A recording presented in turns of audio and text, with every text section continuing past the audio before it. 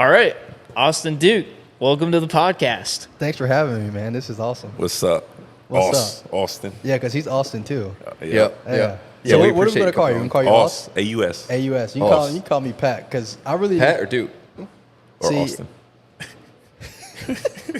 call all three. We got a But ton I've of been options here. drinking, so it's Pat it is. Yeah, you can do Pat. So it's Pat fine. now. Yeah. When I drink a little bit, my friends call me Pat or Patrick. Okay, That's what the P stands for. Middle name. All right. Yeah. got it. All right. Got it.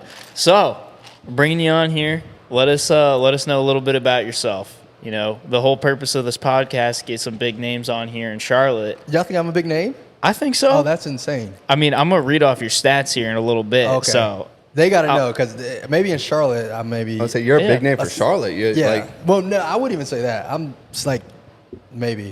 Just depends on who you ask. I think if you ask a lot of people, they say, "Oh yeah, Really? yeah." people are That's from an honor. here. I Yeah. appreciate that. That's UNC love. Charlotte is the third biggest college in North Carolina, and I believe you're like one of the top best receivers to walk through that. Or Really? if not ever. You knew me? You knew me before I came on the show, or did you have to Google me? He Googled me. He Googled me. I didn't know you. He didn't know. I didn't know you. But I'm not a football guy. I'm not a football guy. I'm a basketball guy. Oh, okay. Did you play ball? Yeah. Where? Clayton State. It's in Atlanta. Okay. Yeah. I know Atlanta's lit. Oh, yeah. I love it. Yeah. We could talk about that This off the this camera. though. this Oh, dude's bet, this bet. dude's like, we gotta go to Atlanta. got I'm to. due for a trip to Atlanta. Yeah, no, Atlanta's crazy. I said that yesterday, Yeah. but this morning. Yeah. Atlanta's crazy. But we did find out we know mutual people. So that's how small the world is. Or Charlotte. You know? Or just Charlotte. Yeah. Well, yeah. Well, Well, the Charlotte world in and the world. Charlotte, Yeah. Yeah. Yeah, because I mean, you go out with this dude. It's probably the same thing with you since you've been here. Like, whenever we go to a restaurant or some event, always run into someone that he knows. Yeah. And it's probably the same thing for you here, too. Yeah. Just because you've always been in Charlotte, and so many people move here and aren't originally from here. Yeah, it is. So I have a confession. I always get kind of nervous when people say they know me or like something. I'm always like self-conscious. I'm like, is it good or bad? Because I felt like, even though I had an opportunity with the Panthers and I was there for 2 years, I felt like I sucked it up. Pause. Like I ultimately didn't make the team, but like I was on practice squad and you know I did my best and I felt like I was good enough to still play. But at the end of the time, I wasn't successful in my terms, my standards. So when people say, "Oh yeah, I know Austin Duke," I don't know if it's like, "Oh yeah, I know he sucks," or it's like, "Oh yeah, no, I know him, man. He's a good dude." So I get nervous every time somebody says they know me. I just don't know. That For a lot guy, of guys, Austin Duke, I had him at 65.5 yards, and he ended the game at 63, and he cost me my parlay. Oh man, Something like that. Yeah, that's terrible. For a lot of guys, though, the practice squad, you were there for a full season, right? Yeah, off and on. Off and on, Off right? and on. Like that's a win in itself for a lot of See, guys. and when people say that, that's just more reasons to be like, that's like the low key of saying like, yeah, he sucked. Sorry. Like, oh, well, you made like this, like, oh, you made practice squad. Well, that's still something to be proud of. That's like What undertone of like, about that return touchdown in the preseason? I didn't return a touchdown. You didn't? No. Was it close? Oh, man. It was close, right? Oh, it was close. Yeah, it was close, right? It was Okay, close. I wasn't crazy. It was I was close. gonna say, I wasn't But crazy. that's like the nice way of people saying like, oh, like you tried.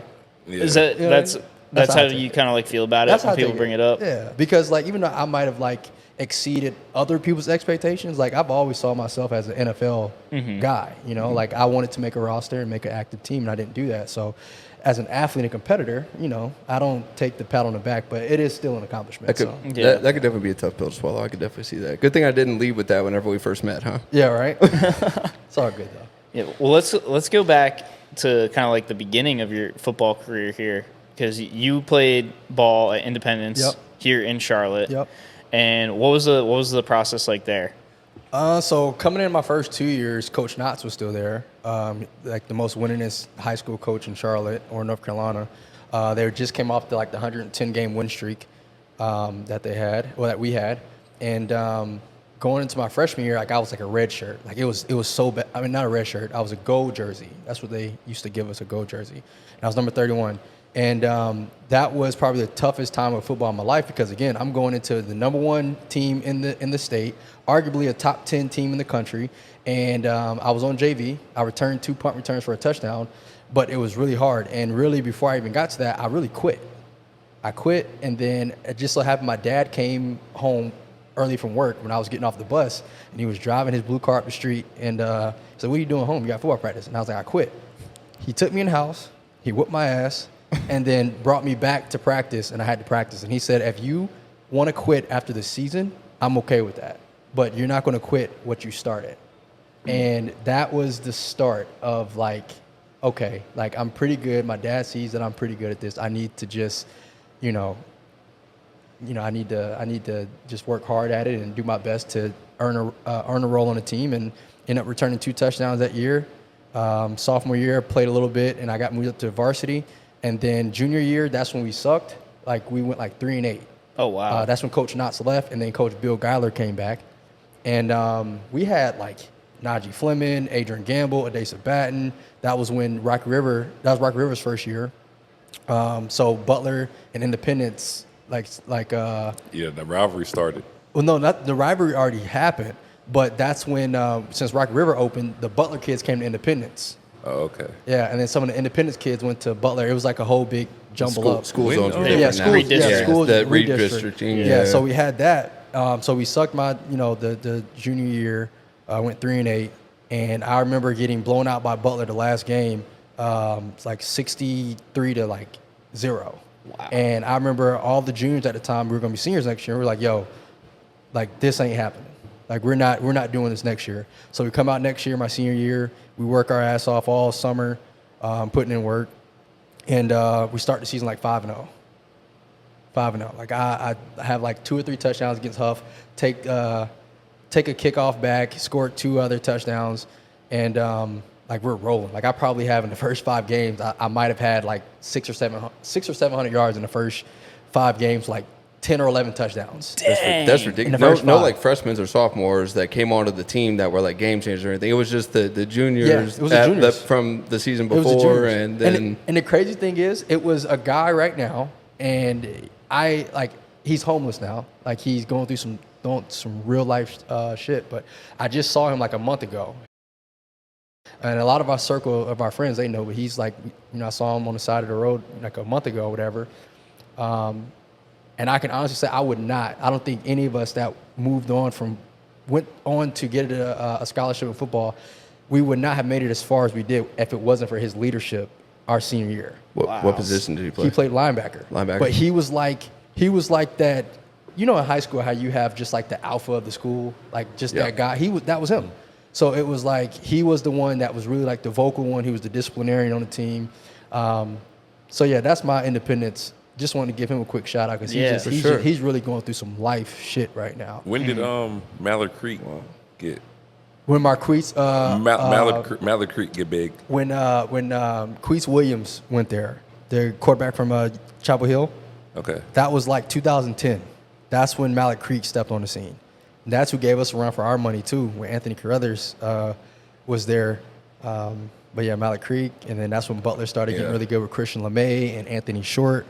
All those dudes. Yeah, that was a different era. That was James Chambers High School. Now that's the big time. So that was Julius after your Chambers. time, Yeah. right? When they moved to Julius Chambers? Yeah. Yeah, that was after. So yeah. what was your recruiting process like your senior year? So my senior year, bro, I had 2 offers. I had an Elon offer coming into the season, and then they tried to say that they didn't offer or whatever, so that was some BS. But I had North Carolina Central and I had UNC Charlotte. North Carolina Central was the HBCU D1AA, and then UNC Charlotte was a starter program. And we were D1AA independent to start out the first 2 years, and then we were going into Conference USA. So for me, I was like, man, like I know I'm good enough to go D1, but I was 130 pounds, bro. Like I was like 5'9", 130 pounds, but we put on a roster that I was 5'9", 160. So I had a couple of D1 schools come in, and they would come and talk to me. But then they would see me in person and be like, yo, there's no way. Yeah. He's 160 or whatever. They said, I don't even know if we can bulk him up or not. Yeah, it was like that type of time. But I was going like 4'2", 4'3", and a 40. But now looking back, now that I put myself in that position of a coach, like I understand. Like I'm 5'9", I'm 130 pounds. I have one good year of film that I bought out, but like, I get it. Like So you is had your- the your- tangibles, just not the actual size. Right. It was your speed that was separating you from everybody else. Absolutely. If Okay. you go back and look at my highlights, bro, like it's like everybody else running slow motion for real. That's probably one of the big reasons you were, a good return specialist, right? Yeah. So Let me ask. I don't even know. I never seen you play football or nothing. Were you like a Tavon Austin? in West Virginia? I can't even. So he's a legend. I can't even put myself on his level. I don't even know. I can't even. You give me off that vibe. He's elite. He was a different level. I can't put myself on Tavon Austin's level, with all due respect. But if you want to say like a small speed receiver, yes. But his start and stop ability and his speed and his quickness and just how he makes it look easy, I wouldn't do it on that level. Like off the line. I would say everything. Ted Ginn. I would say I'm like a Ted Ginn. But he had no hands. I would say I'm like a Ted Ginn. No, I had hands. And Ted Ginn has hands too. He but does. Yeah. It's all relative, right? Yeah. He's just a speed guy that's known for his speed. And when you're running, bro, like in the helmet, everything's like this, bro. Like it's very tough. But Ted Ginn, I'm joking. If you see this, I'm joking. I would say Ted Ginn, no Ted Ginn. offense, there's just a couple big drops that you had, but I mean, it's all right. Yeah, So that's crazy. What had you decide to go to UNCC over NC Central, being that NC Central already had an established football team and UNCC was just a startup? Legacy. Create my legacy. Create my own legacy. And also at the time, I wanted to go to HBCU because my mom and dad went to John C. Smith. They went to HBCU. So I wanted to go there. I wanted to go to Central because of that, but at the same time, I already knew I was undersized and things like that. And they had one D1 game, like their whole season. That was against Duke. It was like the Durham rivalry. And I was just like, man, like if I'm have any opportunity to make it into the league, like I'm already undersized. I can't do it against just D1 AA competition. And that was because UNCC was heading to the Conference USA. Exactly. But it gave us a red shirt year. So it gave me a year to bulk up, get adjusted to college, and then it gave me 2 years of D1 AA, which was like, okay, let me get my feet wet. And I was when I ended our sophomore year, I was the #1 receiver in the nation for return yard. I mean, not return yards, receiving yards. Behind, I was in front of Cooper Kupp, but he went to Eastern Washington. Yes. Yeah. And they had playoffs, so he had like 3 or 4 more games. So that's when he took over. But he's a dog. That's a triple crown win. I'm not even on his level either. But and then we had D1. So I was like, if I can make something shake with that, then I'm good. But I was always watching his stats. That's good company to be in. Yeah, I was always watching. For sure. Yeah. Where are you from? I'm originally from New Hampshire. Okay. I So- know nobody from New Hampshire. Yeah, well, you do now. You got one. Yeah. There's not many of us. Yeah. But yeah, I'm from up north in New England, and then I went to school in Philly at Temple. We played y'all. Yeah. Yeah. Yeah. In the same conference now, Joe too. Wynn. Oh, American? Yeah. Okay. Yep. Joe Wynn when you played him? No. That was when Matt Rule was there. When did you Yeah. graduate? I graduated in 2021. So Matt Rule left the year. His last year at Temple was the year before I got there. Okay. And that was the year that we won the conference championship. We upset Penn State and then Okay. finished the year ranked like 22 Yeah, I or remember 23. that. And dude, going into school, I remember being so pumped, like, yes, like this football team is going to be great. Like, it's going to be so cool to be able to watch, like, a Power 25 team, Right. and they're just dog shit. Yeah. Like, as soon as Matt Rule left, like, it just fell off, No, Matt man. Rule was definitely Temple. Yeah, He he- was definitely Temple. Yeah, exactly. We won't He stick too built the much on Matt program. Rule after Temple, but Yeah, but he, like, a lot of recruits, like, decommitted and went elsewhere when Yeah. he took a job at Baylor. And I was gonna say, rightfully but then so. again, he did that at Baylor too. Yeah, the same thing. He built the program up at Baylor. Where are you from? The Carolinas. I wouldn't say Charlotte, but I'm from the He's not Carolinas. from Charlotte. Born in Greenville, South Carolina. Oh, okay. And families lived in Charlotte. What high school did you go to? I went to Bluffton High School. Bluffton? I lived in Bluffton during Okay. my developmental years. How far is that from the Murdaugh murders? It's actually about an hour or so. It was in Really? Hampton. Yeah, I actually Have y'all seen that? I haven't seen it yet. I know the family. Have you seen it? Nah. Bro, it's on Netflix. Like I don't know the It's family super well, tried- but I mean, I yeah, tried like to watch it.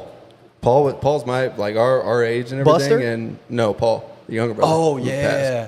Yeah, no, that was sad. Yeah, he was. They were like there in Beaufort and like the Beaufort Sandbar, and then you had the May River and everything there in like Beaufort County, and then you had Hampton. Yeah, it was. Bro, that's the craziest documentary that I've ever seen in my life. They better drop, like, part 2 to it as well. Yeah. Oh, season 2? Yeah. Oh, I think they already did. Yeah, Okay, they're doing a they whole did, bunch. okay. They're doing a whole bunch of spinoffs of it too. Yeah. a whole bunch of They stuff had like that. season But yeah, one it and was season two. wild. It No, like it's shook the insane. Low Country, and it was wild. Yeah. Hey, what year did your dad graduate? John C. Smith. 1973? Oh, he's the original JC. Yeah, like 1973 or 1977, one of those. My dad went to Smith. Oh yeah, what year did you graduate? 94. What's his name? Chad Haddon. Chad Haddon. He played on the basketball team. My dad might know. He still goes up there a lot. Yeah, JC. You know, SU. You know, all Smith. Like, Yeah. all Yeah, I Smith. not know Like, that. we grew up. You grew up there too, right? Like you went. I was all. I didn't want to go to Smith. I could have easily went there. I was like, no, I'm done with Smith. Yeah, I see. Yeah, like I went. I grew up there. So I used to do the basketball camps, overnight camps. So did you go to NYSP? Nah. Oh, okay, that was at Smith. That's what I did. Oh, for real? Yeah, Yeah, Smith's cool now. It's cool. Nice little area now. it is. It's Gentrified the whole spot. they did. It's actually a nice area. They got like a LA looking house, like right on the corner where the where the football field is. Yeah. It looks like it's a house from LA. Oh, yeah. They got like 800, 900,000 houses over there. Yeah. That's all the boosters. Nah, that's the gentrification. Yeah, that's people moving the in there. gentrification of Charlotte, dude. Yeah. Okay, That's what you makes see real it. estate Yeah, you crazy see here in why. Charlotte. Oh yeah. Yeah. We'll get into that too. Obviously, you're in the real estate game now, so Yeah. we will get into that. Let's go Wait, back. I gotta ask I was gonna though. say, my bad. let's- I took you off. let's No, go no, back to you're the- good. To My the bad. UNCC You're good. days. So at UNCC, you mentioned you went there because you wanted to create a legacy, and I think you did, because all-time leading receiver with 253 catches, all-time leader in receiving yards at 3,437, all-time leader in receiving touchdowns at 24, 13 games over 100 yards receiving. You got the longest touchdown in 49ers history at a 98-yard touchdown reception. I got a story about that. I would love to hear that. Yeah. 62 catches as a freshman and 727 yards. So I think you accomplished what you set out to do. Yeah. Yeah, talk about a legacy. Make sure you tell them that. Tell Yeah. UNC Charlotte that. That's They gotta have that's- like a plaque up there on the football They should field have or something. Something, right? They don't. No. it's gonna be Duke's Yo, Rock that's up there. It's gonna be crazy. like Duke's Bro, Rock. they should have something, right? They should. That's what I thought, but I don't know. Dang. I don't know It's nothing. not too late. Dude, I will not go back to UNC Charlotte until and I don't want to be like that narcissistic all about me. It's all but like I know what I did there. Like I know Yeah. the time and effort I put in and what I did, and yeah, like I'm not in the league anymore, but there's still a lot of stuff that I've accomplished there. For Bro, sure. If you go to UNC Charlotte, you wouldn't even know that I even went there. I mean, That's we just heard all the Swear. numbers that were Swear. listed off. Yeah, they got to put some respect on it. Yeah. They gotta figure that out soon here, because when Temple comes down next year for football, we gotta go tailgate that. That's what I'm saying. And I'm not going back to a game until Maybe we figure something out. Yeah. We'll figure Yeah. something But out let me there. tell you the story. Yeah, so that touchdown. The 98-yard touchdown came from me doing something stupid on punt return. I think so. He punted the ball and it like rolled to the 2-yard line, and I went and I touched it, and it went out, and I ran out of. No, I caught it. I caught it out of bounds on the 2-yard line, and I didn't realize where I was. So I put my feet on the 10. I didn't realize I had drifted so far back to the 2-yard line. Coach Lambert looked at me and he goes, after I scored a touchdown, he goes, "Yeah, you better have fixed that shit, huh? Yeah, you better have fixed that shit." Like getting on me, like So you put y'all there, and then you got y'all out. exactly. He was like, if you didn't score a touchdown, then I was gonna cut your ass. He was just joking, but What year was that? Whenever you did that? that was our last year of D1 AA. So you that were was a- 2015. You were a 2014. Sophomore. Sophomore. Yeah, sophomore. Yeah. Sophomore. I did not realize where I went, but yeah, it was a post. It was a post over the middle, 98 yards. Dang. Not put us there. Yeah, I don't Just think- housed Burning it. safety, Yeah. huh? Yeah. Burning the safety. And the safety did something so stupid. Like he low-key could have had an interception, but he like just mistimed the jump. And then I took it and went 98. So that was cool. That is cool. And then after your senior year completed, you played in like 2 showcase games, one in Orlando and then one in Fort Worth. Yeah, those were cool.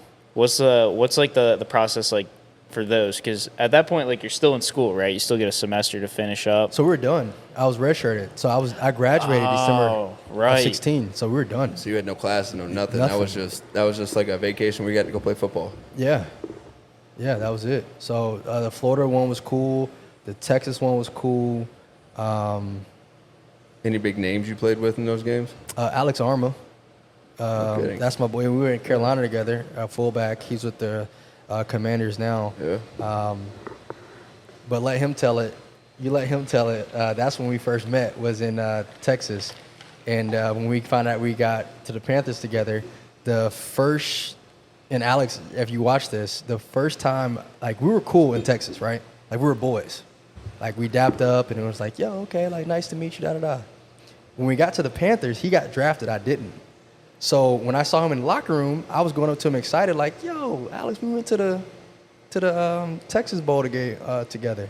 And he looked at me. I tried to dap him up, and he looked at me and was like, whoa, who are you? No way. What's your name? Like, and I was like, bro, we were boys in Texas. Like, like, what's your name? Who are you? He pulled that. He pulled that. Got on drafted. Me. Yeah. He tried to act funny. Just because he got drafted, that's what he did. He did like the who this text. Yeah, Who's yeah, this? yeah. And then, Heard you know you how shout him out on it, you too. know Y'all you try to boys like, know? you know how you try to like bring it in, bring the dap in. I tried to bring it in. He was like, whoa. Like, kept me here, and I was like, damn, all right. And that was my welcome to the NFL. Wow. Really? Shady. In the locker room? Yeah, but if you let him tell it though, he'll say it's reverse. He'll say it's the other way around. We'll get him on here. We'll figure that story out, Yeah, too. you gotta get him on. We'll get him on here. So what was it like after the process, playing in the showcase games, and then you get on the Panthers practice squad? How do you go about that? Like, what's that process look like? So after the showcases, I went back down to Tampa to train for another, I think, 6 weeks to get ready for Pro Day. Went to Pro Day. Pro Day was like, bro, it was like 19 degrees with like a 5-degree wind chill or whatever. So like I performed well at my Pro Day. Like I ran a 4.4 one way and then like a 4.6 against the wind. So that hurt me in the terms of like my overall 40 time. And then after that, I went to what they have like a Carolina Panthers local day where they invite all the North Carolina schools. Or if you went to high school here in Charlotte or in the surrounding areas, then you get invited to like the Carolina Panthers local day. So So not just anybody can go to that. no, not anybody can go. You got to be I was going to invited. try. I was trying to go next year. So I did that, and I ran really well there. I went like 4.4 flat there. I might have went 4.39, but I went really well there. That's all I did. I just wanted to get an updated 40. They let me know that if they could get me in the 7th round, Coach Taylor and Jericho Cottrey, that was really my guy, Coach Jericho Cottrey, and y'all remember him, receiver. Oh yeah. But they were like, yeah, man, like, if we can get you in the 7th, we will.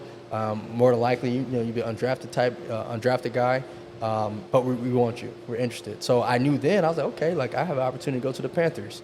Now, I didn't immediately want to go to the Panthers because all the people that's from Charlotte that have gone to the Panthers, they haven't had the best tenure. Like you got Trent Guy, you have Avis Capers, and Avis actually went to Independence and then went to John C. Smith. But it's kind of like honestly, what it felt like I was a charity case. If that's what it felt like. Like, let's get the hometown guy. Exactly. Hometown kid here. Let's That's what sign it felt him. Get a few newspapers to write about Exactly. it. Yeah, great publicity. But then it was like, when I was balling out in practice, it was like, hold on, like, oh shit, this kid's actually really good. It was like that. But even all around town, it was just more so just like, oh man, you should be great for the opportunity and this, that, and the third. And it's just like, I had another opportunity with Atlanta, with the Falcons. But the Panthers got back with me first. So I was like, all right, like I'm going to the Panthers. But me and my dad both, like we looked at each other and just like, we know how it goes, but here's a great opportunity, and maybe you could be the one to kind of switch it around. The only person that was from Charlotte that made it was Brent Burson. Brenton Burson. But Burson's a pro. You said from Charlotte that played for the Panthers? Yeah. Like that was like a hometown kid. But Burson was a pro. Like, Yeah. Great special teams guy. Yeah, you can say, people can say what they want about Burson, but Burson's a pro. Like, Burson knows what Cam's supposed to do. He knows what the running back, he knows what the receiver's supposed to do. Burson's a pro. He was reliable. Right, he's reliable, and that's in the league is better than being an explosive playmaker. So for me, I felt like, I was better than Burson athletically and playmaking wise, but Burson used to sit back in meetings like this, like, bro, I know everything. And he's chilling because he knows. And whereas a rookie coming in, I'm having to learn a whole playbook. And I'm behind, Demir Bird, who, is another smaller guy. He's a pro as well. They had a lot of vet guys that just knew. So for me, it was little margins for error that I could make. Right. And I didn't do everything as far as preparation I did, but, I dropped a couple passes, didn't make the plays that I needed to make. And so it's one of those things where even if I was a charity as like a hometown kid or hometown hero, we give an opportunity, at the end of the day, I had an opportunity. I did my best with it, but I didn't execute to the level that needed to be executed for me to still be there. Do you think it would have been different if you'd have went to Atlanta? Absolutely. Absolutely. How so? It would have been different because people here, bro, they were treating me like they would see me out asking for autographs. People I went to middle school, high school with. And it was like overnight. It was like, now I'm just NFL guy. And it was like they were treating me like I made the team before I even made the team. Right. So I wouldn't say I got comfortable, but I definitely was like, I'm a hometown kid. I'm going to make the team. Like, Maybe a bit of complacency, maybe? No, never complacency. No. It was never complacency. It was nothing like that. It was just more so, It kind of gave you like a false edge. Yeah, it did. That's a great way to put it. Yeah. So it was some things where I was like, I tried to say it wasn't a big deal. I knew it was, but it was just like, hey, I'm a hometown kid. Right. Where if I was in Atlanta, I know nobody. I'm not going out. I'm not going to go out. I'm not going to do none of that stuff. I'm just going to work, put my head down. More so chip on your shoulder. Right, which I did here. Like Right. I worked, put my head down, but like I said, anywhere I would go out, I'm People getting would free know you. meals. Yeah, free Yeah. meals. Congratulations. Let's take a picture. Oh, my mom was so proud of you. Oh, can you come to my kid's birthday? Right. It was a lot of distractions Yeah, a that lot I of would not noise. have had in Atlanta. Because Right. nobody would have known me in Atlanta. Are you still doing birthdays or? that shit. See, that's another. That's crazy. Did somebody really ask you that? Yeah. That's crazy. Come to my kid's birthday. What they want you to do there? I don't. To say that they know Austin Duke. And that was my biggest, like all that shit stopped the first time I got cut. September 4th when I got cut, or whatever date that was, like everybody that, let me know if you need anything, da-da-da. Let me know. Done. Yeah, damn. And then when I got crazy. picked back up, then it was, oh yeah, okay, you're good again. And it's like that. So for me, I'm a genuine dude. Like I don't do the fake shit, So for me, that was different because I've always been genuine. Like if I know you, I'm going up to you, I'm dapping you up. I'm not going to be fake. I can certainly attest to that. But there's a lot of fake love when you get to a certain level with people. And I just wasn't aware. I never experienced something like that. Yeah, I'm sure it's going to be a weird thing to experience because you've been here the whole time. Right. And then, like you said, just overnight, all of a sudden, it's like, what's changed? Like, I'm still the same guy that has Right. been here my whole life. Right. And then everybody just starts acting different. That's it. Yeah, well, no, it maybe was maybe insane. next year if you make the team, maybe. Right. It was That's insane. crazy. Like it was like I have another story too, and I won't name drop, but white running back for the Carolina Panthers and us were hanging out together. And cut that out. No, but me and a teammate that was that we came in the same year, very popular guy. We would hang out and we would we didn't even invite females. We would have poker nights. And somehow a couple of the girls from my high school found out where he stayed. We come out when we're done. Bro, they're like lined up, 4 or 5 of them lined up outside, like because they know me trying to get to him. Yeah. Wow. And That's out of pocket. yeah, and it was like in high school, y'all didn't act like this. Y'all not the same girls I knew. They with the independents? Yeah. That's the independence girls for you. Y'all not the same girls that I knew. So y'all cut. They were there for you. No, for him. they were there for They him. were there for you, for him. Yeah, but trying to say, hey, Austin, can you like that type? Right. That's But wild. yeah, he saw through that. He was like, bro, they're a bunch of hussies. They're a bunch of hussies. That's the first time, and that's when I knew white people were different. I was like, Hussies? hussies. I was like, bro, I've never heard. Thank you. Of what? You say that, Tyler? You say hussy? I've heard it. I've heard it. I'm You've gonna. heard it? I've heard I've it. never heard it. Never That's heard something that. I've heard. Like I've my, heard, no, my I don't aunts. know what it means, but My aunts and like my grandmothers have said that. I remember it's an older I had generation white thing. I had a graduation party, and I remember one of my aunts was like, "I used to get a bunch of hussies over." Oh my Nah, god. I never said that. See, that's what I'm saying. My dad would smack me if I said that. Oh, you said hussy? Hussy? I never said hussy.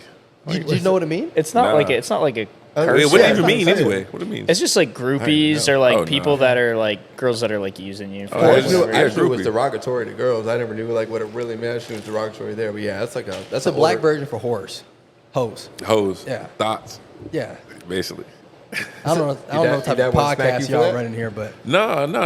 I'm saying Listen, like you get- if you I get- said you get that let to loose him, a he'd be little like, bit. "What you Okay. talking Yeah. about? Yeah. Why you just say hoe?"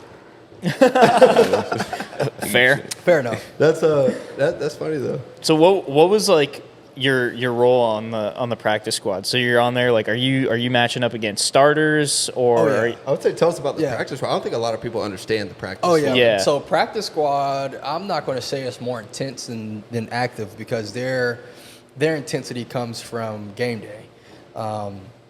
But I mean, we're there at 5 a.m. and they're the active guys. They're not mandatory to be there at 5 a.m. But Cam was always there at 5 a.m.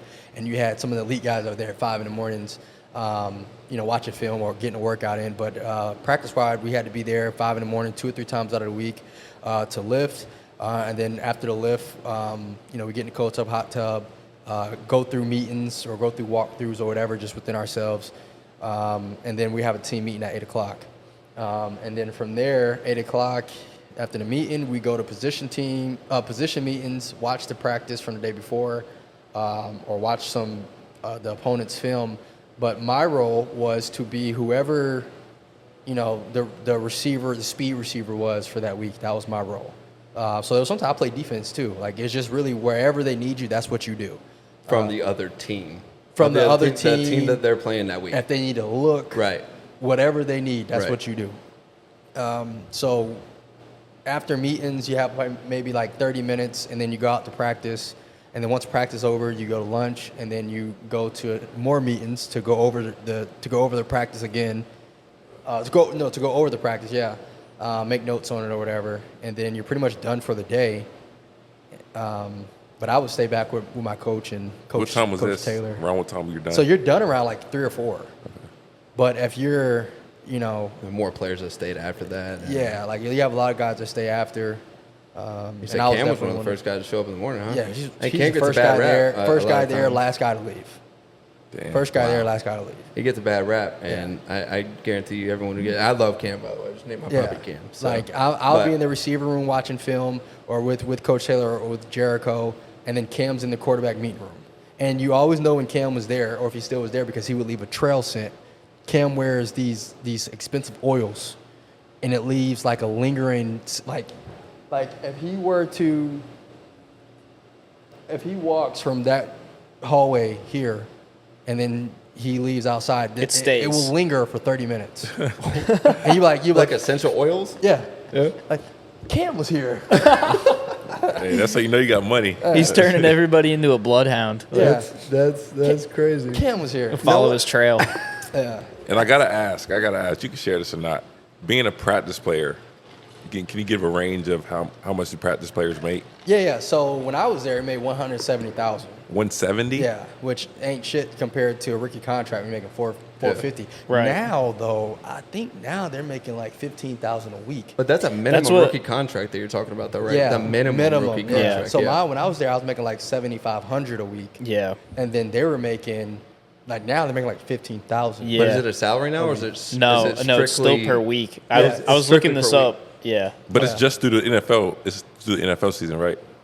Yeah. Yeah. Oh no, now I think it's I was looking it up because I was trying to figure out the whole Bill Belichick cutting Bailey Zappi and then signing him to the practice squad He's a thing, Patriots fan. and it Oh, ended okay. up saving the Fair enough. Patriots like $2 million by doing it.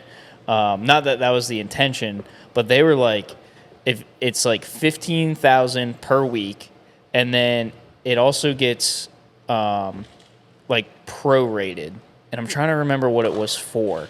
Oh, it gets prorated if you get re-signed to the team on a minimum. Your contract gets prorated Okay. for the year, but it was like $15,000 a week, and then you can only get promoted to the active roster 3 times and be demoted to a practice squad Got it. player. And then after that, if you want to get brought up again, you have to sign like a minimum and be a Gotcha. full-time active It's guy. prorated by Yeah. however many days or weeks you Or, were yeah. practice squad. and it can be right? negotiated too. Yeah. You had some guys who had a higher salary on practice squad. That's you can beautiful. negotiate it. Yeah. Yeah, you probably But- had some guys who were probably pretty crucial to some practice squads, Yes. right? To where they could fit a lot of roles of a lot of different players from teams. Yeah, they can. And now with the rule being lifted, it's usually year 1, year 2 guys on the practice squad. Not anybody can be on the practice squad. You got Melvin Ingram. Really? There's Well, no not like Melvin there's no Ingram. like age. No. Oh, Like wow. Melvin Gordon is a 9-year vet. He's on practice squad. That's very Yeah, that's Josh actually- Josh Rosen, yeah. he's a practice squad Practice player. squad guy. So that was another thing too. Is like people used to think that I was like rich just from being with the Panthers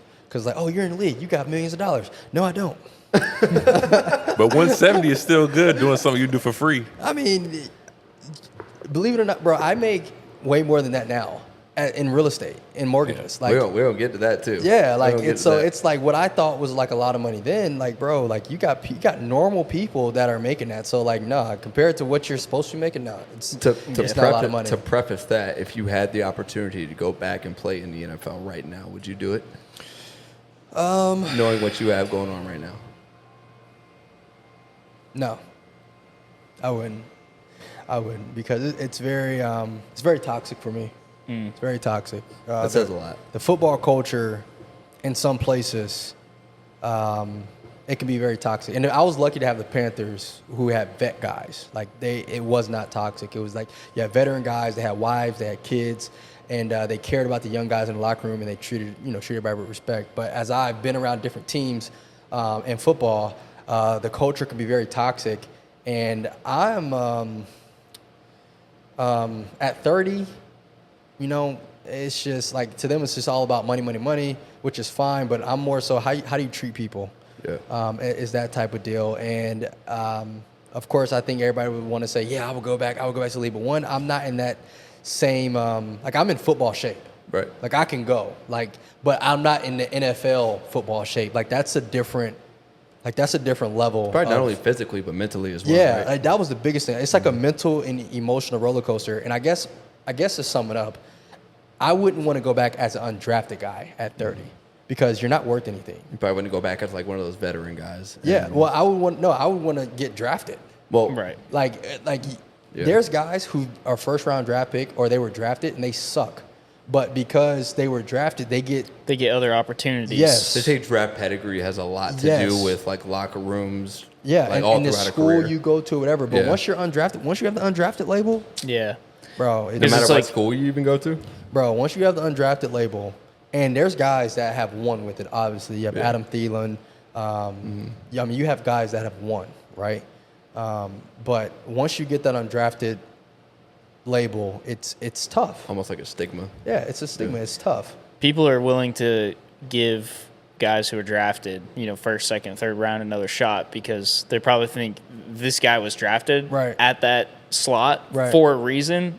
Let's see if we can untap. It's job safety. Right. Right. It's Because if they trust their miss, scouts. if a quarterback, if a coach or a scout f's up, and a guy doesn't, it's like, oh, well, he was a first rounder, he was a second rounder, so it's not really taking a chance, not really taking a risk.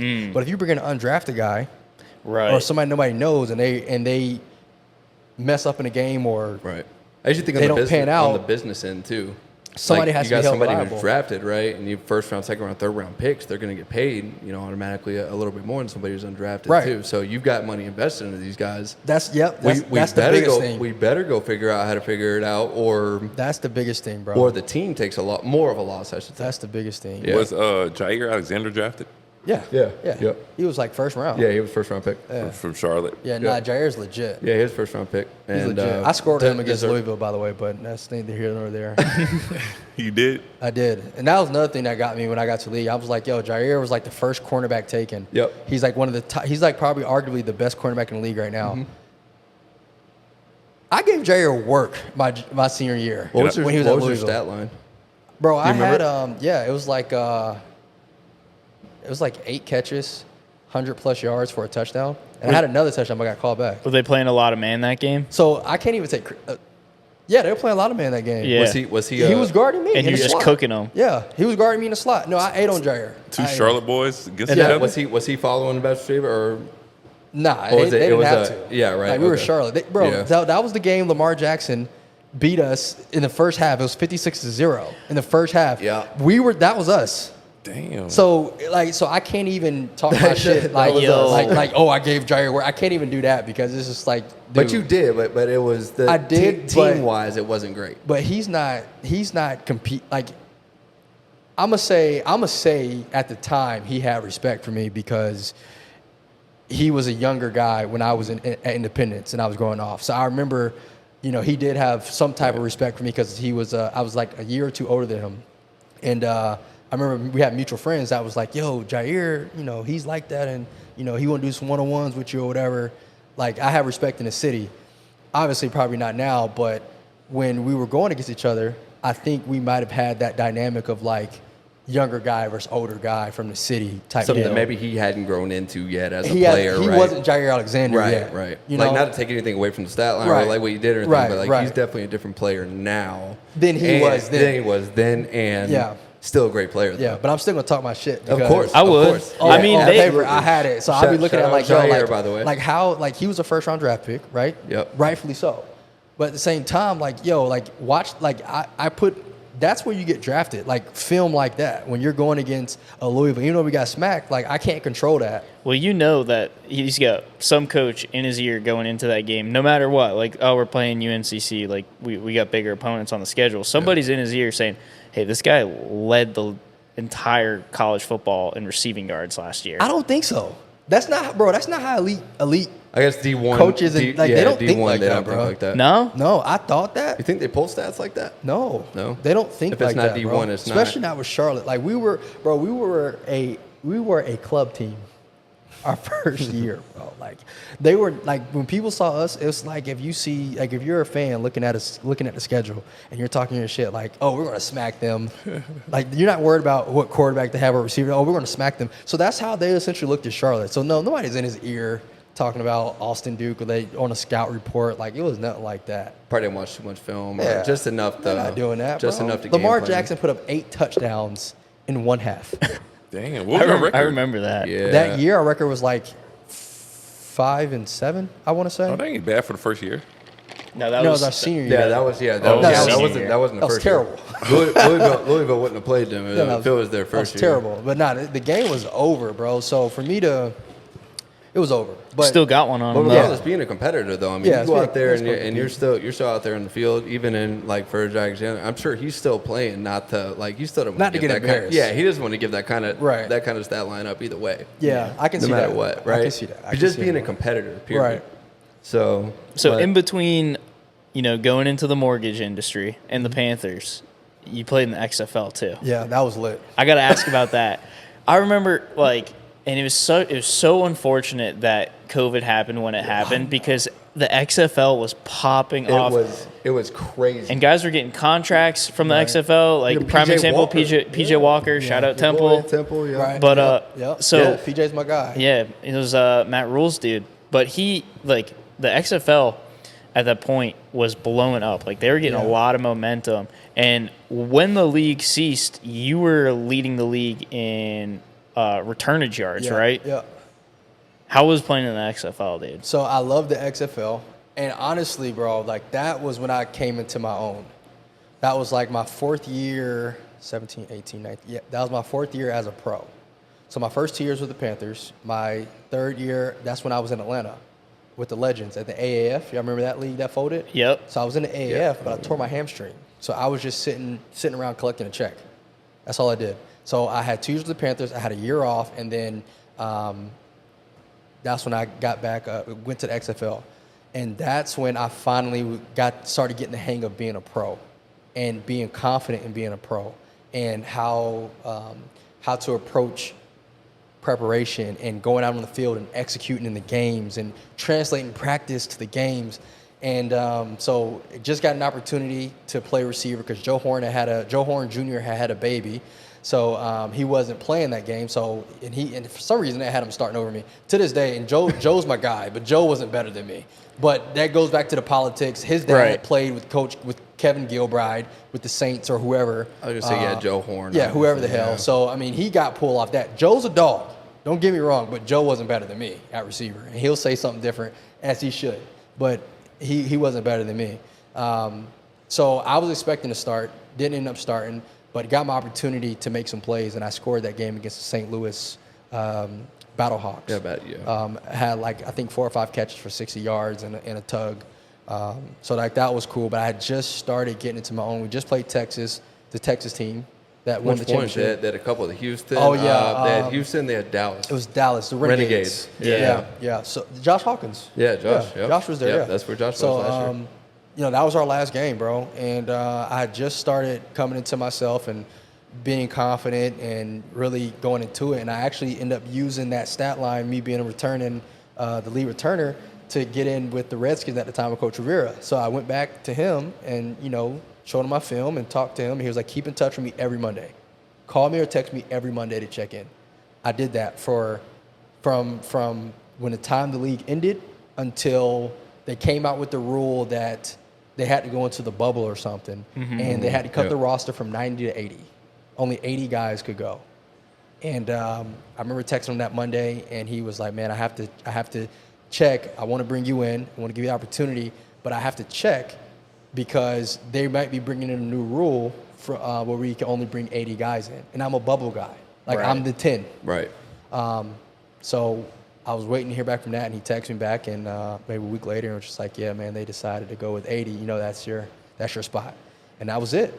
Like at that time, I had been lifting and working out, and at that time, that's when I switched. I was like, okay, like I'm under contract. I wanted to buy a house. I'm under, That's when I started realizing I got to make a transition.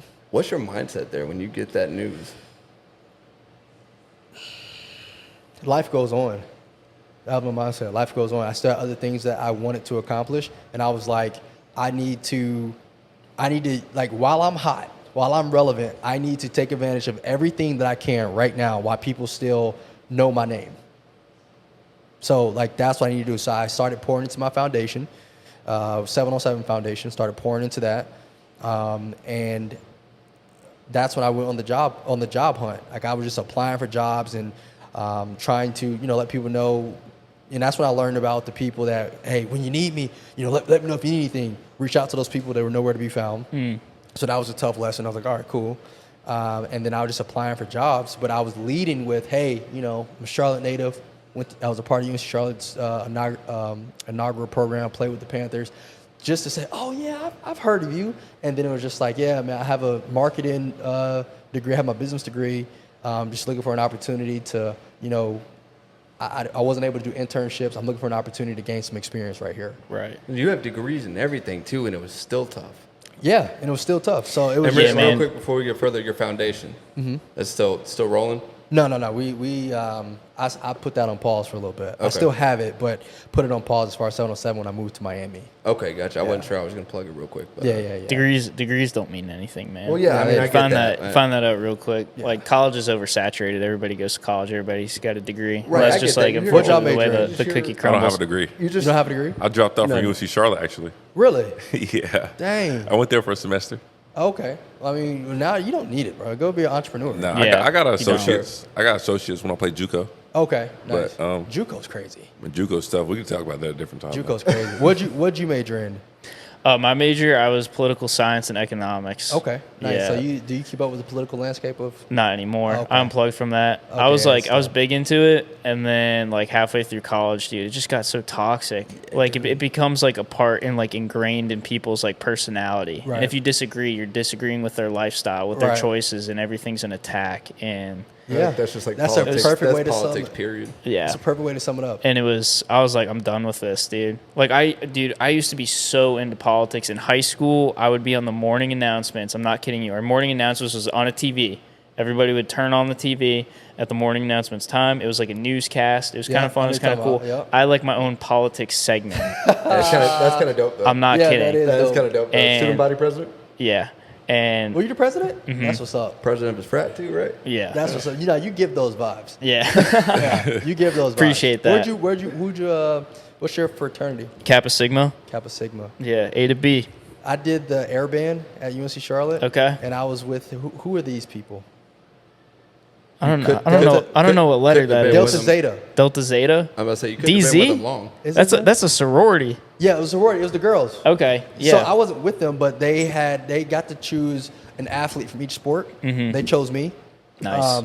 Weren't with them, but you were always with them. Yeah, I'm a Delta. What's their sign? Are they frogs or something? What are they? Turtles. Turtles. Yeah. Yeah, turtles. So yeah. So like they always say, like, I'm an honorary member Yeah. of Delta Zeta. Yeah. I think that's probably the coolest thing I've ever heard from a fraternity and sorority. I didn't think sororities a lot. So Like, you was did the only anything like guy that. around all these girls. Well, it was just for a week. Oh, in the week. Oh, Okay. it was the- okay, And I had it a was a girlfriend week at the time, but it was just, did I have a girl? No, I didn't. Probably He not was after. wilding. Probably not after, huh? Yeah, no, I didn't have a girlfriend at the No. time. He was wild. But they were cool though. Greek life is fun, man. Yeah, they were cool. They were good girls. Greek life is fun. Where'd you major in? I didn't go to college. Okay. You didn't? Okay. Nope. Yeah, tune into episode 2 if you want to hear that story. Yeah. That's a story. I will. We don't tune in. we don't got enough time for that here. And it's not about me. It's about you today. Yeah, I was kind of figuring that. Like, all the conversations coming my way, so I'm just kind of like, let's get them name. involved. We're the no name. Okay, You're the name. let's get them involved. You're the name. No. It's so you got XFL, and now we're rolling into. Hold on, can we get a? Yeah. break Fill it here? up. for sure. You need some too. Yeah, Right I there. do. Yeah. Fill that up.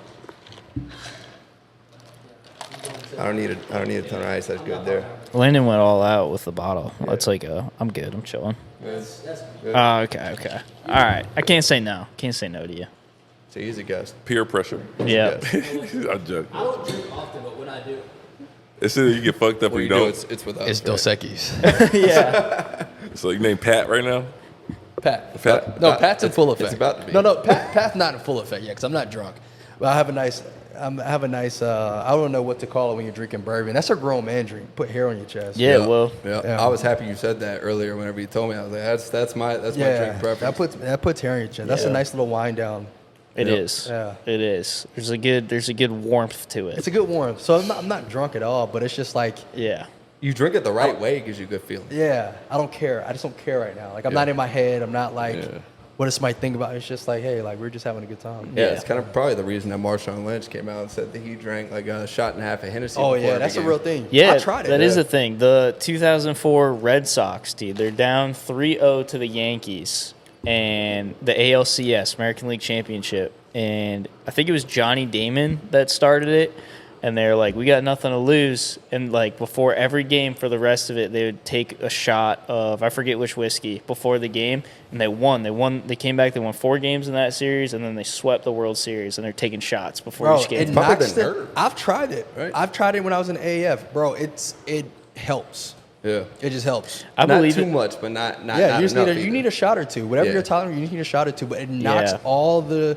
You know how you have liquid? They call it liquid courage. Yeah. It just knocks all the nervousness. It does. Yeah, and it's just like pregame I'm nerves, here. everything Yeah. like that. I've heard of a lot of like comedians say that too. Like before they go up on stage, take like a shot and just like I put can a see- put a yeah. little dent in Yeah. the edge, you know? Yeah, just take a little shot. Damn, Yeah. I wish I would have tried that. I think For it costs what? you For- not only oh, for for basketball? I never Yeah. tried it.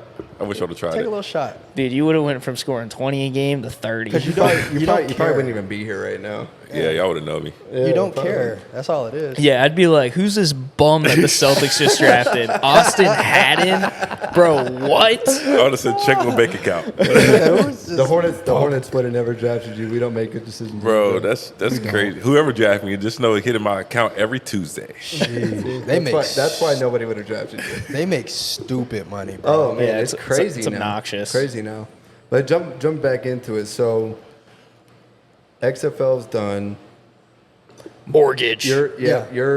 I mean you're a very successful, loan officer, right? That's your Yeah. technical title, right? Yep. Loan officer. You're very successful there. How do you get there? So right now, that's why I say I'm in real estate and mortgages because I'm a loan officer. I'm a loan officer, licensed loan officer. But me and my fiance, we also have our own company. It's a fix and flip company. So we have that as well. Nice. But so how I got into mortgages, bro, I knew nothing about mortgages. And all I knew was when I was under contract for a house. And they pre-approved me because I played for the Panthers. Like, I was like, yo, like, I used to play for the Panthers. Like, I'm a pro athlete. So they're just like, okay, like, they see my bank account, I have money in there. And, but they thought I was still playing because technically I just wasn't on the team right now. Right. Because COVID had hit. So I was just like, well, I should be getting picked up or, getting under contract, here shortly or whatever type deal. So they was like, okay, we'll pre-approve you or whatever. So went under contract at this new construction place. And my loan officer sucked. Like, as a first-time home buyer, I Yeah. knew nothing. What year was this? This was 2020. So we're not going to Okay. ask what company or anything like that because that could. It was that could Madame get Home really- Funding.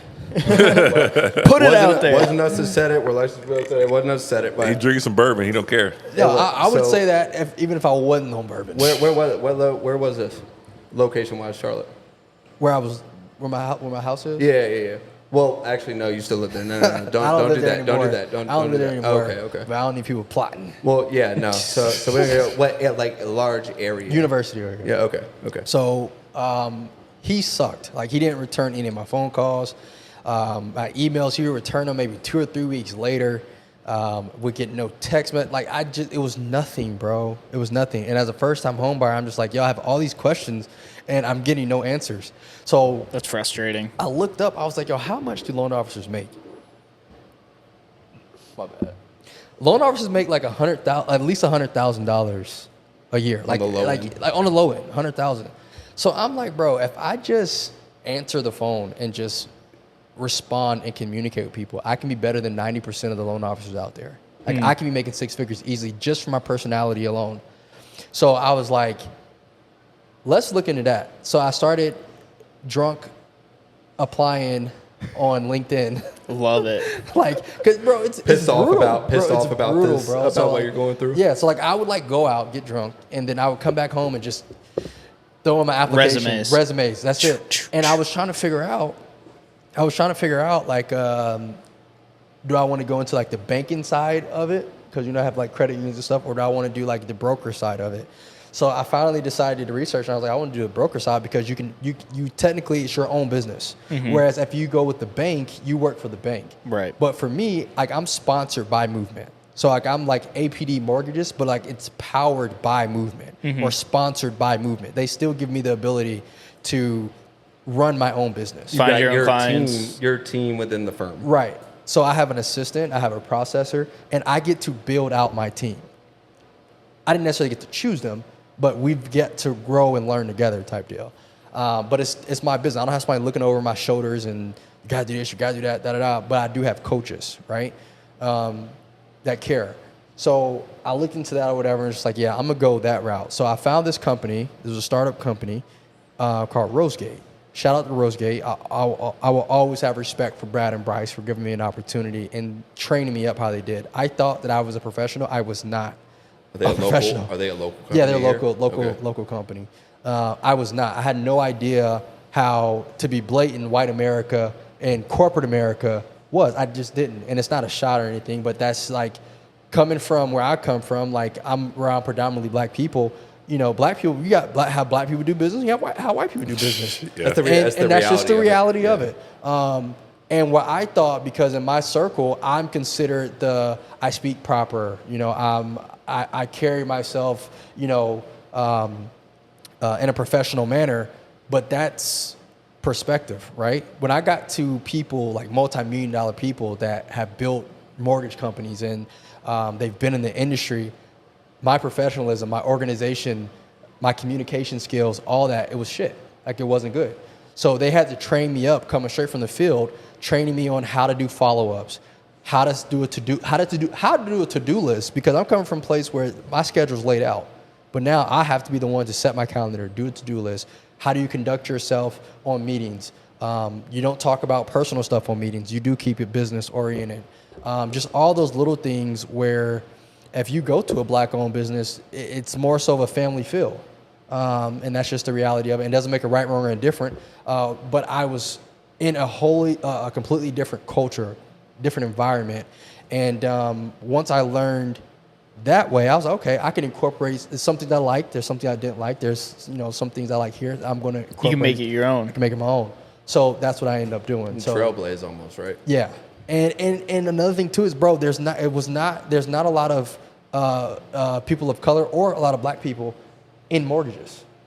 Not in mortgages. Like it's really like kind of a hidden gem. And really now, like the black American home ownership is now starting to go here. But for the longest, like, bro, it's like, I would say that. The statistics are there for what you're. Yeah, I'm not going to go down that rabbit hole, but yeah, like it's a thing. And when you look back in 1964 or 1968, when it was illegal for black people to buy houses, that puts us behind the equity Right. or building wealth in America. Generational wealth. Generational wealth. So it was illegal, and now to where FHA used to be for white families. They used to give white families $10,000 back in the 60s to go and buy a house. Like they would give that to them. But now FHA is now it's looked down upon. You'll see some listings who don't even accept FHA. It's either cash or conventional. So they don't even accept FHA and it's not necessarily a black and white thing now. It's a economic. Yeah. Right. A lot of deal times now. the agents that are listing these, they don't know any better, Right, unfortunately. with those guidelines and everything in place Right. now. But now it's no longer just like, oh, you're black, you can't buy a house.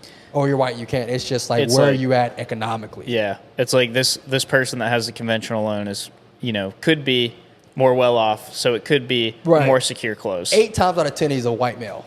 But then again, it comes back to kind of like the position that you were in whenever you bought your first house. Are they really qualified though? It says it's conventional, right? And Right. now, but are they really qualified? Is Right. it just based on what they say they make, they say they do, and everything there? Like you got a whole bunch of stuff that goes into Is it. it really qualified? Yeah. And I was able to go conventional.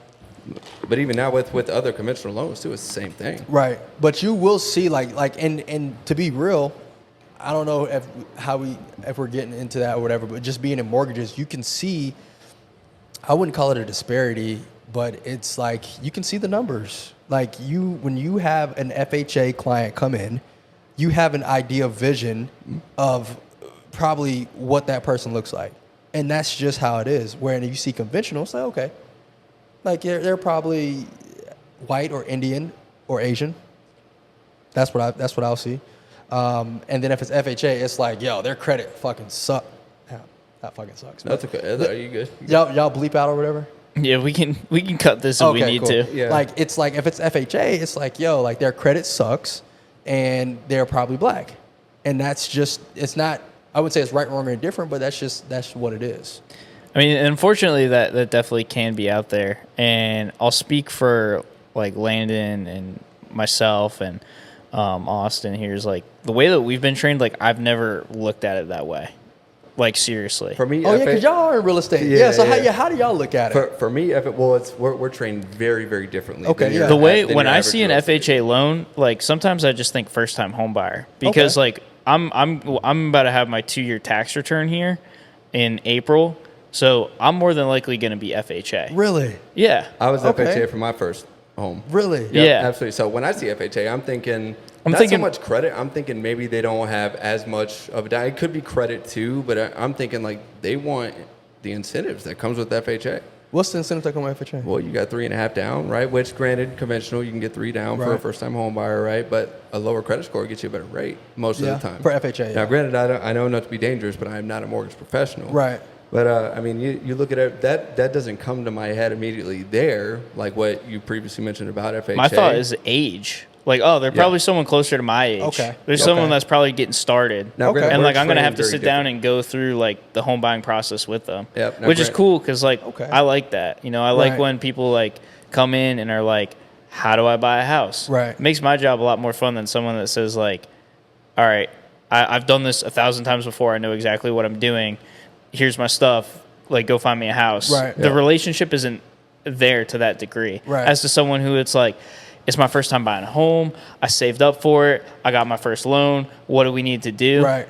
That's where like the bread and butter is. Like that's where the That is what it- relationship. that is. Because And like they trust you and they they'll stay trust with you. you, Yeah, and you're right. it's a way better experience. And it's like it's sometimes just like a lot more fun. Right. Because people are more excited about client events. They're more excited that you're touching base with them again. Right. As opposed to someone who's like, dude, like you're the 4th person that's helped me to buy a house. Right. As I can opposed see to that. like when I call someone up and it was their first time buying a house, they're like, good to hear from you. Like I just got pictures from one of my love clients like a couple weeks ago. They sent it and they're like, look what we did to the back deck, Right. all this stuff. And it's like, that's awesome. Right. So it's honestly sad to hear that like that's out there and that's is where a real people's thing. heads go. Right. Well, I And wouldn't say that's it- where people's heads go. it is a That's real where thing. my What's- head goes. That's a real stigma. It's a real Yeah, thing. It that's is. where my head goes, and that's where, like I said, y'all see listings Yeah. where it says conventional or cash only, Yep. but you see what neighborhood it's in. we also know to call that agent and make sure that we're not just gonna go. But again, we're trained very differently than very differently than other agents. Like I don't care who you are, what you look like, where you're from. Like you got. I rock with y'all. It's supposed to be like that. We're in the business of helping people and moving people forward. You're approved. Let's go. Let's find you a house. Man, that's what's up. I love that. It's not even so much like how much money can we make, right? Like the money's gonna come. Don't get me wrong, we got to pay the bills, everything like that. Right, right. But the more people you help, the better you help. Right. The more money you make. Well, the more money you make, the money's going to come. And the better relationship you have with people. Like, there is no better feeling than changing somebody's life because you were able to guide them through a process to buy their first home whenever they thought it wasn't possible. Right. And I don't want to go dark here and go black and white. Like, I don't want to. That's not a conversation I want to. That's not a conversation I want to have. I'm just speaking from. Like, I get a lot of apps, a lot of applications. I have a lot of phone calls. And that's just real. You know, I'm not going to act like it doesn't exist. It does. And it doesn't deter me from doing my job or anything. That's just the name of the game. Do you feel it motivates you more? No, it doesn't motivate me more. It just makes me, it makes me want to go after those people, like you said, that are first-time home buyers, and they want to educate themselves, and they're excited about the process. But I mean, the truth about it is, and I can't apologize for being. No apologize. Like, it's just like that's where my knowledge goes of just like I educate myself. Like this isn't something I'm just like I'm opinionating saying no. Like that's what it used to be. Now it's gotten so much better, and it is better. But real estate for the longest was that's where the wealth gap is between white and black or white and minority America is. It's in real estate. So if you don't think that the rules at some point in time were that's not what we're saying. So we may still be getting some remnants from that or whatever the case is. To an extent, they probably still are. But I don't want to take it there. It's like you said, it is definitely, it's more fun working with first-time home buyers and people that are excited about buying homes. And there are some incentives with FHA for sure. I think there's a lot of misconceptions as well, though. Yeah. So you're 100% right there, and you can't with stats, dude. Because the finance is finance. Yeah. Like the money's the money. Whether it's FHA, VA, USDA, conventional cash, bro. At the end of the day, like if you can buy a house, go buy a house. The money is the money, right? And the only thing about FHA, FHA I don't like is it's a cap. Yeah. Like the max you can do is it's like 480 it's just something like VA. that. There's a cap on it. VA is a little bit more loose, but I think it's 474. 472. 474 and some change or something. Yeah, 472 200 or 476 200, something like that. We'll cut it in the middle, 474. Yeah. Let's role play something real quick. Mm-hmm. So I call you up, you get me to submit an app, all this stuff. Go, Austin, man, I don't know if I can pay a 7.5% interest rate now. I don't know if I can make this jump into a home interest rate. Isn't that high? Isn't a 7.5% interest rate high? So first, I would tell them like, hey, like let's not focus on the percents. Let's focus on your monthly budget. Like first and foremost, what can you afford? What's your goal of what you can pay? And then we're working backwards. So if they say, hey, like I don't know about 7%, okay, like 7% on a $100,000 house is $700. 5% on a $100,000 house is $500. So you're telling me you don't have a $200 difference? So it's having a conversation because we're the experts. They don't know. They're just going off the media hype and everything. All they hear is, 7%, da-da-da. Bro, in reality, 7% and 6% is a $200 difference. So I would back them out and say, hey, I know interest rates are high. I would agree with them. Yeah, interest rates are crazy. This market's crazy. But I'm saying that because I want to use that for myself later on down the road, where it's just like when we haven't locked the loan yet, and it's just like, hey, it's not me. I don't control the market. The market's crazy right now. It's volatile. I would let them know, like, hey, let's focus on, if you want $2,200 budget, then that's your monthly. And now your purchase price, you need to be looking at $300,000 or $310,000. You're not going to contract a house, which is more before you know it, right? And right. Who knows, closing costs, things like that, right. Rate buy down stuff. Right. But you don't get into the weeds there. But the monthly payment's everything. Right. And then the next question is, okay, well, where are you looking at buying? Are you trying to buy in Charlotte? Do you want to buy in Huntersville? Do you trying to buy in Rock Hill? Because those are 3 different tax brackets. Charlotte, South Carolina, you're going to have the lowest tax bracket, right? Your monthly payment's going to be lower. And then Charlotte, it's going to be lower than Huntersville because you pay county taxes and city taxes in Huntersville and those surrounding areas. So something as simple as that can help, as well. And then we can go into, well, do you want to escrow? If you escrow, then now you're paying a one lump sum and it's not included in your monthly payment. So if you're just looking to pay principal and interest, we can look at doing that as well. But I just try not to focus too much on interest rates. That is what it is. We have no control over it. Let's control what we can, and that's you telling me what your budget is, and then we can work backwards. Right. Do you ever hit them with someone that's renting where you're paying 100% interest? Yeah, right? absolutely. Yeah, absolutely. Let's look at pros and cons. Let's get you an asset. What's the alternative? Yeah, but too, when you rent like 100%, like renting is fine because some people don't want to be, for the maintenance and if something breaks, that type deal. So I'm pro renting. If you want to rent, go ahead and rent. Like I was renting in Miami. Your life. It's your life at the end of the day, right? But if you're looking to stay in this house for 5 or 7 years, or even 5 years, and you have the money to do it, bro, buy it, live in it, and then when you want to move on, rent it out. I don't think people really. I don't want to be a landlord. Hire a company. They charge you 10%. If not, if you can negotiate it lower, but on average. But you need people like that. You need people that have a renter's mind, because I think it's a mindset. You have a renter's mindset, and you have an owner's mindset. Not everybody wants to be a boss. Not everybody wants to be the employer. Some people are fine being an employee. You keep going back to it's about them, right? What are their goals? Right. That's where you stick. Exactly. Because if your goals aren't, like you said, like, hey, go ahead and rent, right? But if your goal is to rent for 5 to 7 years, right, and you've got the money or the circumstances make sense, right. I'm not a salesman either, bro. I hate sales. I'm not a salesman. I'm a football player. I think you might be surprised. You might. I'm not a salesman, and I think that's like the reverse thing. But you're genuine and you're extroverted. Yeah, you're selling. People got to know you, like you, and trust you. And my reputation, I would hate if somebody was like, "Yeah, I worked with that former Panthers player, and man, he didn't know what he was talking about, or he got me into a bad deal." Bro, I literally, I have a client right now. I literally tried to give them to the credit union. The better deal was the credit union. And they were like, no, we're going with you. Because the relationship. Yeah. You answer our calls, you educate us on the process, and you genuinely care. It's not about money. And I do not care about the money part. Let me ask you real quick since you're talking. It's a client that me and Tyler was working with. And we were trying to get her to list her house, but she wanted to do for sub owner. And she called me back a couple months later down the road and it hung up and texted me like, oh, it's the wrong Austin. And she was like, I'm talking about my lender guy. And what's her name? Her name. Whoa.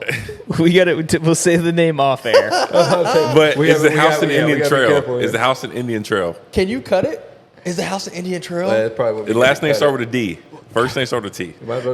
What is the rest of the name? Can you cut this? Yeah, I'm gonna pause it. I'm gonna pause it real quick. All right, that was anticlimactic. It wasn't the same person. No, nah. That'd have been crazy if it that would have been. Because I did have a client out in Indian Trail. That's what I'm saying. And then crazy. This dude. What happened?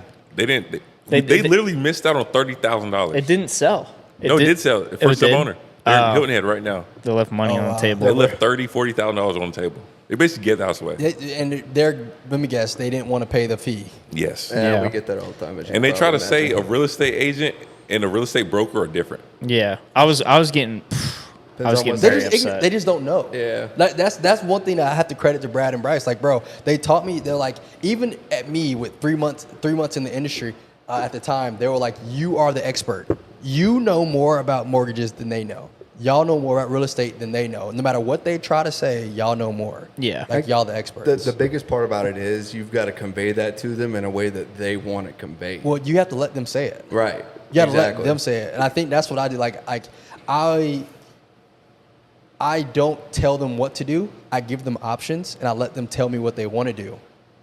And then if it's not what I want to hear, then you just give them 2 other options. Yeah. To put you down a path to where it's. Yeah. Do you make straight commissions? Yeah, straight commission. So you are a sales kind of.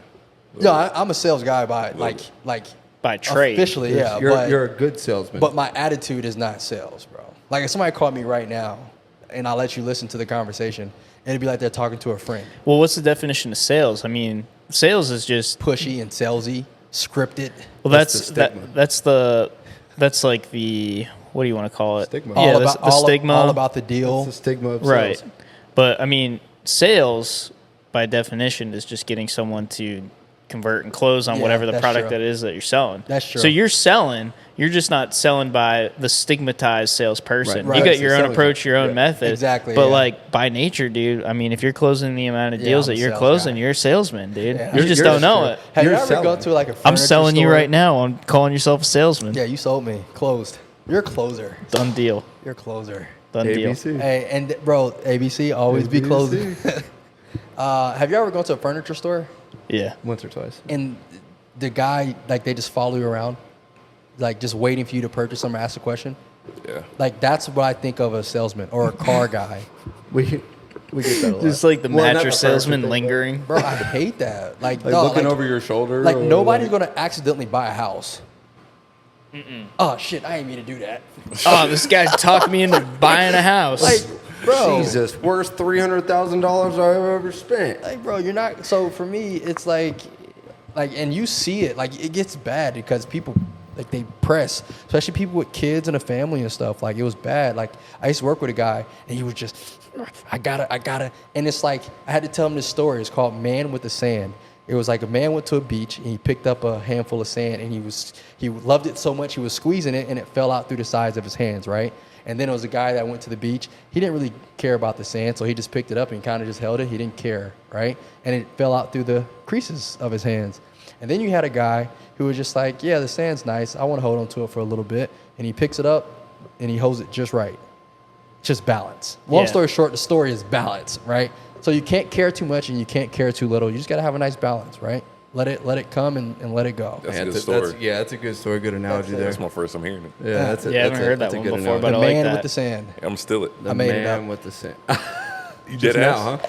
You dead ass made it up? Yeah, it's from a different. That's crazy. Yo, you just sold us on believing that's Yeah. a real story. No, it's from a different parody. I just put my own twist to it. That Yeah. was Pat at its Yeah. finest. Yeah, if y'all look it up, it's That's tough. it's TUFF, something by else. the way. Yeah, but it's good. That's crazy. Dang, man. That's If I good. wanted to get into the mortgage industry today, how much money could I be making? Oh, you're not making shit for 6 months. Yeah. So basically, like real estate. Sounds like real Yeah, estate. you're not making shit for 6 months. How bro. hard is it to get to the mortgage industry? How hard is it to get in? Yeah. Oh, to get in? Like It's- licensed, everything, I guess statistically. I mean, I studied my ass off for like 2 months straight, and I passed the test the first time. It was hard. It's hard to test my life. It's tough. I would say it's tough, especially right now in this market. They're not taking newcomers. Yeah. Do you know So what the it's turnover tough. rate is? The what? Turnover rate? No. Okay.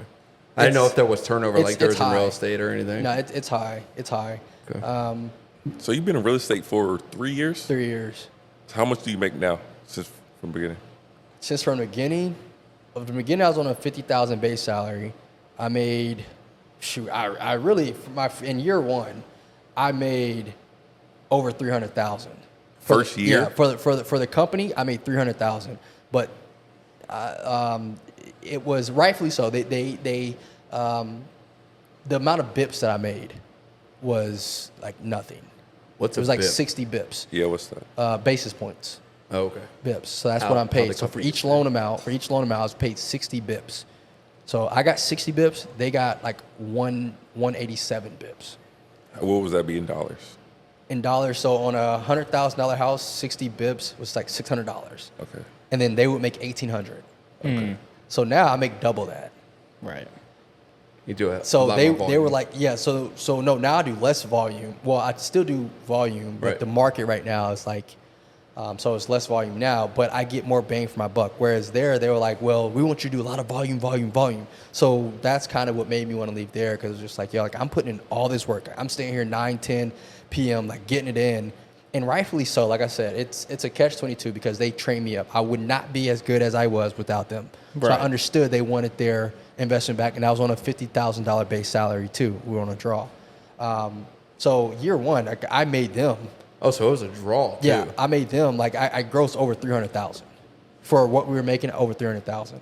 And this market now, last year I made. I moved the movement, so it's been a year. It's going to be a year. Oh, it's going to be a year. Oh, it's going to be a year tomorrow. This is tomorrow, 28th. Happy anniversary. Happy yeah. anniversary. Yeah, it's going to Hey. be a year. Yeah, yeah. Wow. Happy anniversary. Good timing. I need to pay stuff. It's been a slow so market. it's been a slow market. I'm probably Ballpark it. 170 right now. So this past year. From 50 to 170. That's a big jump. Well, no, it was 50,000 was the base. Yeah. Oh, okay. Gotcha. Total, what I made for the company, for myself, I made 83,000 for Right, myself. got you now. But I made Take the home. company. Dang, but take home was dude. 83. Take home, The yeah, company yeah. was making like 300,000. That puts it You in see what I'm saying? That's the perception, yeah. perspective. But now, like for myself, I this last paycheck, I'm probably right at 180. You know how much I made my first year? How much? 82. You beat me by a 82, grand, bro. Yeah, that's crazy. See, but I should like if I was with a normal company making some at bonuses, least, making though, at that got least me a over that. bip, at least making at least a bip, I would have made like 200,000. Yeah. Right. Yeah. So like that's where I'm headed now. How'd you end up at Movement Mortgage? When I first met you, you weren't with Movement. I was at Rosegate, right? Yeah. Yeah, I was at Rosegate. That's what I'm telling you. Right. So How'd you end up at Movement? They recruited me. Really? Yeah, they made me feel special and like wanted and valued. They sold you. Nah, they didn't even have to. Yeah, they sold me. They sold me, bro. They sold me. But they weren't micromanaging. Right. They weren't constantly looking over my shoulder at like, when am I doing this? And they paid me more. They doubled my salary. They gave me a signing bonus. They gave me an assistant. I have a processor. They wanted you. Yeah. That's how you put in the work. It was like that. Yeah. But at the same time, again, I would not even be in that position without Brad and Bryce. Yeah. Of course. Of So course. Now it's- you're based out of Miami, though, right? Yeah. Yeah, based out of Miami. How does that work? I'm not back and forth. I was living in Miami. I was living in Miami Right. for a year. Yep. And I still live in Miami. Mentally. Until Friday. Congratulations. I still live Early in Miami. congratulations. So yeah. We kind of, yeah, so. Yeah. Any plans on moving the headquarters here, whether it be with Movement or not? No. It's fine. Like it's a perfect arrangement. You know, I have a great market leader in Travis, and I have a great team, and like it's a perfect setup for me. Love that. Even in a crazy ass market, Love like we have a top producer, like all the top producers right now. Like one of my mentors, Yusuf, he's out in Miami. That's who one of my branch leaders is Yusuf. But I mean, dude, he's a $100 million producer. I think he did like 70 million last year or something like that. But he was like, in this market, 2 million. If you do 2 million in this market, it's like doing 6 or 8 million in the previous market that we're in. Yeah. It's just a tough market. Well, the thing is like if you can sell in this market, you can sell in any market. Right. Which is huge, man. Like let's just batten down the hatches, grind it out for, a Yeah. year, 2 years. That's it. And then get real good. Yep. Becomes a skills-based market. Yep. Let's get sharp at what we do here. Yep. And then just down the line, man. That's it. You get good at your skills Because people- now, it's game over whenever the market shifts again. That's it. Because people weeding themselves out. Yep. Yeah. They weed themselves out. Yep. Because now everybody has, now everybody's going to have the funds to sit back and like not collect a paycheck. Like the last 2 months, like I took off. Mm-hmm. Like I had 5 deals in the pipeline, lost all of them. I lost all of them, bro, just because getting beat out by another lender, or the person was no longer qualified because the interest rates rose. Like, lost 5 deals in August. Mentally, I was just like, all right, bro. Like, and these are people that I've been working with since like November, December. A lot of time. And we don't get paid. We don't get paid till deals close. Yep. So it's like, yo, you're putting in time, effort. You're making phone calls. You're doing this, that, and the third. And then in the midnight hour, what do they call it? Is it midnight hour? Final hour. In the final hour. Yeah. So, yeah. Like, they're gone. It's like, bro, that's demoralizing. So for me, I had to, you know what? Like, in football, we have an off season. Like, this is going to be my off season. I was actually just listening to a podcast today with his name's Rich Roll. He's like an endurance athlete, and he has his own podcast and stuff. And he was talking about like basically like taking like a sabbatical at some times, Right? Because sometimes you need it. You need it. Especially with people that are like go getters, and like no matter what they're doing, they always feel like they need to be doing Right, something. right. He was like, sometimes the best thing for you, and he talked about how he took a month off and went to Australia, Right. where it's like some things that the best thing that you can do is just let it go. Right. Let it be out of your control. Yep. You know, take a step away, and then you can come back to it more creative, more energized, more ready to go. It. And so it's funny that you just mentioned that, because I was just listening to that today. Sometimes you just let the fire burn, and then you come back and figure out how to rebuild it better. Yeah, that's what I did. Like, I was tired of having the same conversations, because the conversations get redundant. Got tired of having that. Got tired of, you know, the deals, and I just took, like, bro, 2 months off, bro. Like, I did not produce or do anything. Had a nice June, had a nice July. Like June, like I racked up in June. Saw a few vacations. You may or may not. Yeah, like I was like in Barcelona. You were on a horse at one point. Colombia. On the beach. Yeah, that was in Barcelona. Definitely No, wasn't that was Costa Rica. I was about to say definitely wasn't an American beach. Yeah, that was good. That was a great time. So like I took like 2 months off, and you know, like that was a good time. But now like I'm re-energized. Like I got deals in the pipeline. I got October taken care of, November taken care of. Now I'm working on December. It's more focused. Yeah. Like, and it's like I'm happy. Like I'm happy to be talking to clients again and things like that. But yeah, you're right. You got to take that time. For sure. Well, this might be a good spot to stop here. We would love to have you back on, dude. man. It's good to get to know I'm you, trying to get on man. the cast, bro. we only Pull up a fifth seat. Let me join the crew, bro. I want to do it. This is man. Awesome. This is good to get to know you for sure. Where can the people find you? Like Coach Prime said, I'm not hard to find. Instagram. What's your Not even Instagram? hard to find. Austin P. Duke. I would say you do a great job on social media. You think so? Yeah. Well, I mean, you got to think about it coming from me. I don't. This guy just shares Facebook. Yeah, I don't do posts, anything so. on social media. Okay, So it doesn't take much to wow me. I'm about to follow you. Austin P. Duke. They call me an old man. They're younger than me. They call me old man Because I got a Facebook. Yeah. Facebook's a joke now. Yeah, it Facebook is. and LinkedIn. I'm dude, starting to take LinkedIn. that What's going personally. on? I don't think I've opened LinkedIn in 3 years. What's going on with that? Like, it's like just a whole bunch of spam. I I don't know. opened LinkedIn one time to try to go get a sales job and not It's do like- it ever again. That's me. You verified big time. I play football. All right, big time. I got Come that. I on. got that with the Panthers. That was another thing. Dude, I got that when I was with the You're Panthers. talking to the all-time receiving yards at UNCC, But bro. now- He's got the blue check. Receiving- Now everything. everybody can get like verified now. So Yeah, you it's can pay like, for it. Yeah, for it, it's like yeah. I hate now. I'm like, do Doesn't people mean think as I much. paid for this? Yeah. Doesn't mean as much. So Austin P. Duke on Instagram. If I want to hit you up for a mortgage, where do I go? You can call me 704-605-2323. Savage. You want the number out there? Yeah. I love it. Say it again. Say the number again. This is my personal one. That's my business. Okay, personal. business. Yeah. You got your business Yeah. out there. All right, I love it. Oh, Yeah, that's you fine. keep it separate. Damn, you know a good amount of people down there. Yeah, who? You know Percy. Wait. We'll save. What's yeah, unrecorded yeah, before we start dropping names? So hold on. Yeah, let's talk about that. Y'all gonna keep me This about up to get- till like this about to 2 get in the like a- morning editing this, cutting out names and stuff. This is about to get to like a Joe Rogan style Bro, podcast. I love this style. Dude, come back on. Yeah. Can we we have to come back on. I want to invite people. Like, I want like a live. Like an audience? Yeah. Dude, Bro. let's do that. Dope. Invite Cam Newton, bro.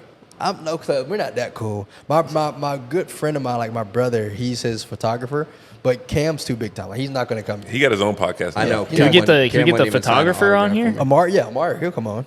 Word. Let's Yeah. set it up. But yeah, for sure, dude. Like, actually come back on. Let's Bro, I'm down. let's go. I'm so serious too. If y'all ever want like We don't say things if we're not serious. Yeah. a fourth guy, like I would love to do this. Dude, like on if a you weekly were basis. someone that I didn't want to talk to, I would not invite you. like Yeah. and the If this would've conversation been- would be yeah. like so like right now, like you understand, like I was the spotlight. Like y'all put the spotlight on me, so I was like, okay, Yeah. I'm gonna give y'all what y'all want. Yeah, you want to come on like once a Thank you. month? I would, but if we brought other people on, now you would see me sit. I would be like this. Yeah. I would sit back like this, and I would be asking them interesting questions about themselves. Yeah. you know, and creating fun conversation. And I see like you, hey, let me pause this right quick. Like, that's yours. So like I we would, got tie it. here to keep us on. I wouldn't overshine you or anything like that. I like to reel it in a lot. Yeah, but I would definitely can add a different. There's no shine though. That's the thing. That's the whole point of the podcast. A no name podcast. Like all. Oh, that's what it's called. No name. No Yeah. name podcast. Dude, and you got 2 black people, 2 white people, bro. I think y'all be perfect.